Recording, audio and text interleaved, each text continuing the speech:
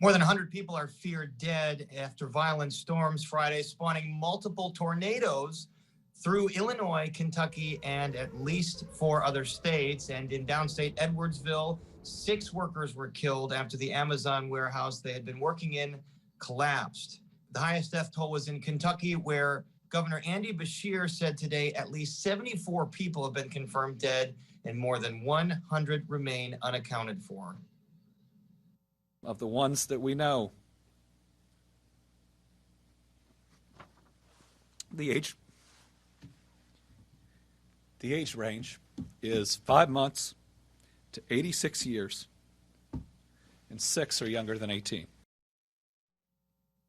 Just a tragic situation all around. And joining us now are Selena Roldan, CEO of the American Red Cross in Illinois, and storm chaser and meteorologist at the College of DuPage, Paul Servatka. Welcome back, both of you, to Chicago tonight. So first with you, Paul Servatka, give us a sense of the size and the scope of these storms that tore through the lower Midwest this weekend. Well, the storms that came through on Friday were really pretty significant. One of the things that was marked this event as notable was the low-level acceleration of the air. So there was a fairly significant risk for damaging tornadoes. The major one, the one that went through well over 200 miles, most likely as a continuous track tornado, is the one that did most of the damage throughout Kentucky, although a number of the other tornadoes were also strong and affected other parts of the Midwest. And Paul, what were the conditions that led to this outbreak? Well, when we look at conditions for severe weather and rotating thunderstorms and tornadoes, we tend to look at instability, which is the ability of the air to rise, and the amount of wind shear, when the winds change direction or speed with height. Now, because it was in December, this is actually what we call a low instability situation. It wasn't the big thunderstorms that ripped through in May and June. However, the amounts of wind shear, the vertical wind shear, and the strength of the winds is what led to very strong tornadoes that developed in the evening and overnight hours. And Selena Roldan, give us a sense of the size and scope of the recovery effort underway right now in Illinois, Kentucky, and other states.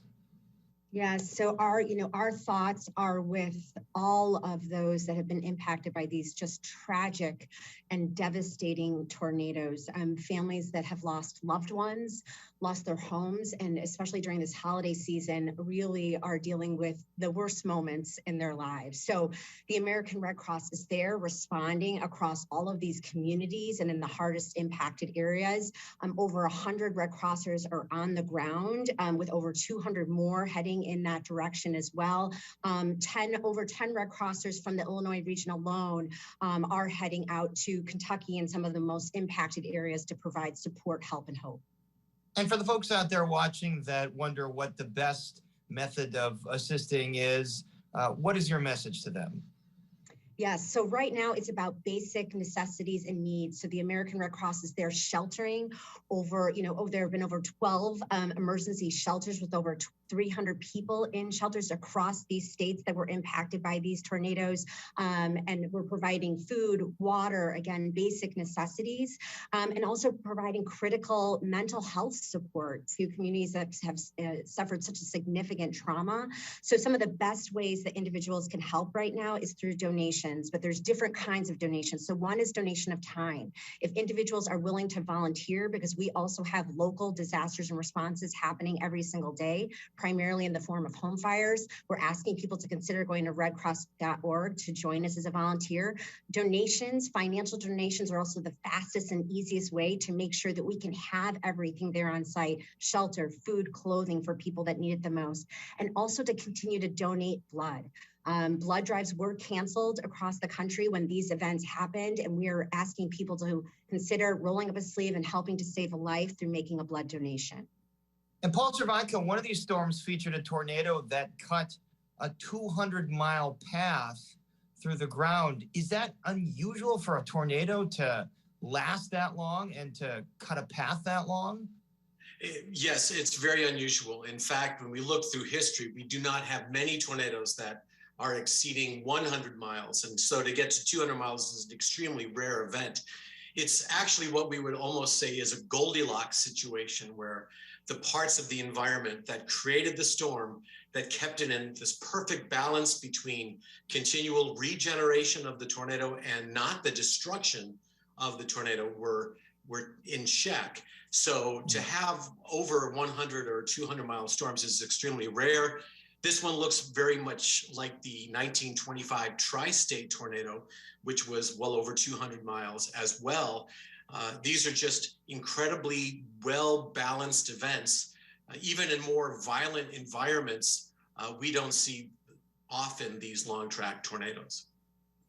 Selena Roldan, we heard from the governor of Kentucky there. We've read dispatches that entire small towns are completely leveled. What do you know about the scope of the damage facing certain towns in downstate Illinois, Kentucky, Indiana, other states, and where is the crisis most acute right now? Sure. So we know that, a large part of this devastation is happening in Kentucky, but, anyone that experiences this kind of a disaster, it is the largest and most significant thing that is happening to them and to their communities. And the Red Cross is committed to being there for these communities. Disaster assessment is starting to happen. Again, it's still a challenge with roads being closed, power outages, and the Red Cross is committed to being there in the weeks and months to come to help as long as we are needed. And I think as time goes on and that disaster assessment happens, we will have a better idea of all of the needs that the communities will need. Paul Servatka, this is always a difficult question. We're dealing with a warming climate in the long term here. Do you make a connection with a powerful line of storms in December like this and a warming climate? When we have severe weather outbreaks in what we call the cold season, and I'd probably put that somewhere between November through early March, we are looking at events that are not common, but they're not unprecedented. So there's been significant events that have occurred within the month of December. Again, everything is slightly different and the perfect balance can make a difference in what's actually resulting. But we've had these events before. A lot of the research that I've seen concerning climate change and tornadoes is that oftentimes we're going to have significant outbreaks with longer periods of tranquil weather in between. But to take any event and then to assess it to climate change is impossible. We look at longer term trends to try to understand how these things behave. This, however, is definitely a significant cold season event, and it will go down in the record books. Selena Roldan, we only have a few seconds, but I do have to bring up that Amazon warehouse in Edwardsville. What do we know about the latest there? 6 people dead. Do we know anything else? No, again, that as the governor said, and this is just such a horrific tragedy for the community that experienced this disaster. And, again, the Red Cross is working alongside all of the emergency management partners, the governor's office, to provide any support that is needed for that community. All right, we're going to have to keep following this. Again, a tragic situation over the weekend. And our thanks to Paul Servatka and Selena Roldan. And now, Brandis, we toss it back to you.